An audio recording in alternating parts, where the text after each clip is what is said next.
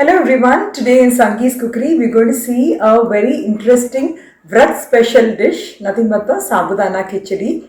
Sabudana Khichdi is prepared with the soaked Sabudana along with some spices and with some roasted peanuts. And though this particular dish is prepared in different states in India like Rajasthan, Uttar Pradesh, Madhya Pradesh, Gujarat, Karnataka, it is very famous in Maharashtra. This is specifically prepared during Ekadashi or Mahashivratri, and nowadays it is very commonly prepared as a breakfast item because it takes very less preparation time. So before we go into the preparation, if you have not subscribed to my channel, I would request you to subscribe to my channel and also click on the bell icon for further interesting notifications. For making the Sabudana Khichdi, first I am going to wash the Sabudana. I have taken approximately 1 big cup of Sabudana.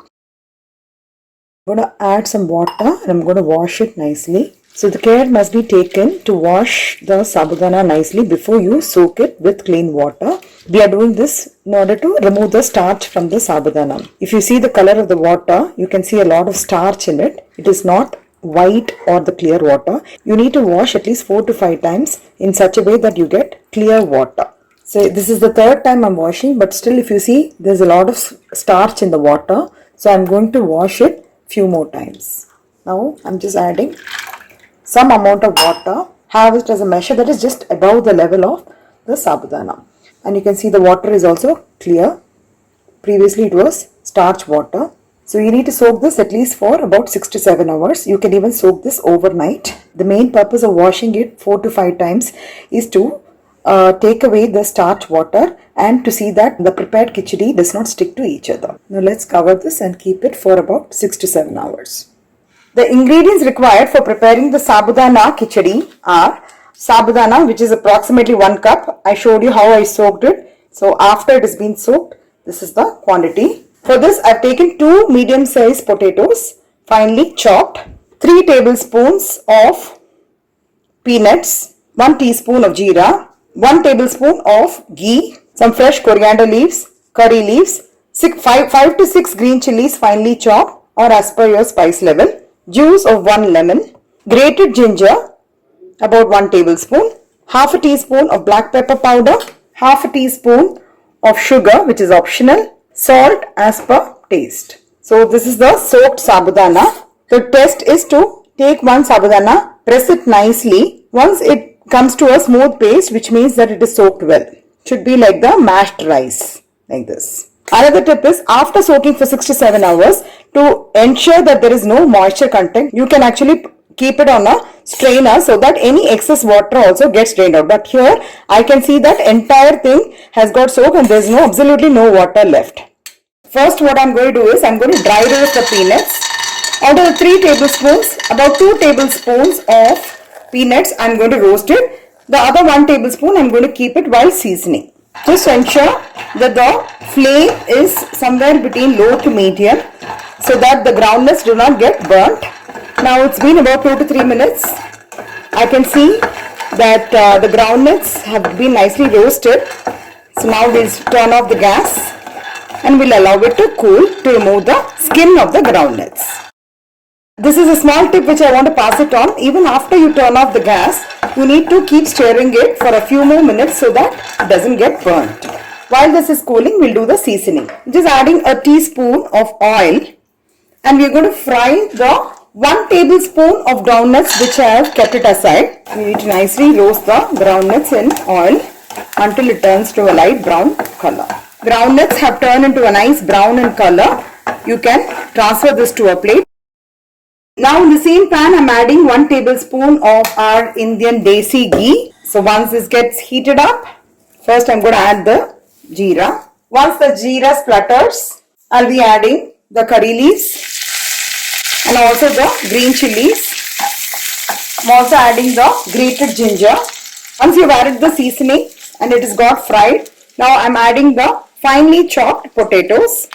Just make sure that there is no water because I have soaked it in water, but I am just squeezing out the water and adding.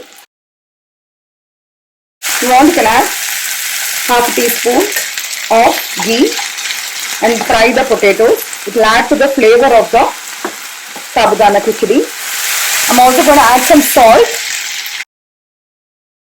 Just make sure The flame is somewhere between low to medium.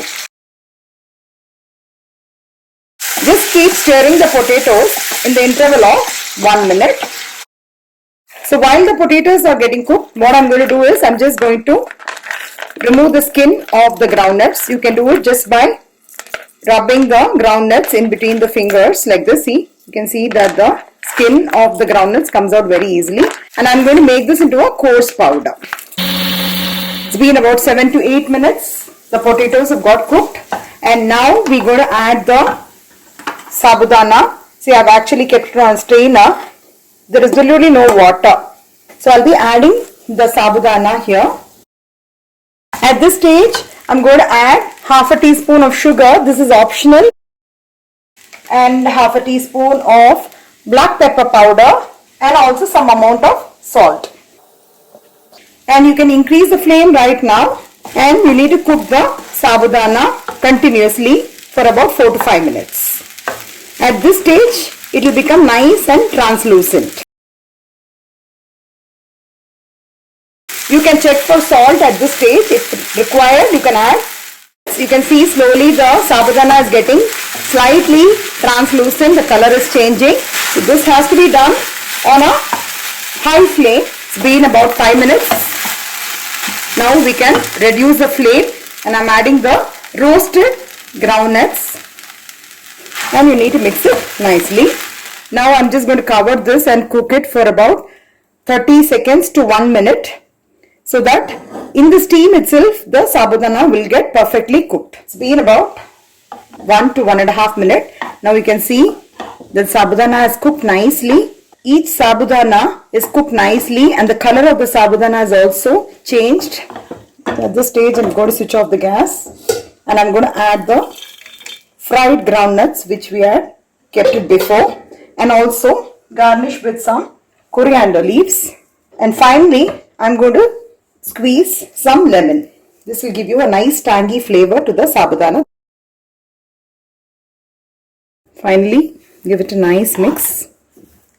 So the sabudana khichdi is ready, and if you can see the texture, it has actually become nice and transparent, and it does not stick to each other. So if you prepare it in the similar way, like how I've told you along with all my tips, definitely you will be getting the same texture of the sabudana, and definitely it's going to be very tasty and liked by all your family members. I hope you'll all try out this dish, and if you like it, please share it amongst your friends and relatives. Have a great day.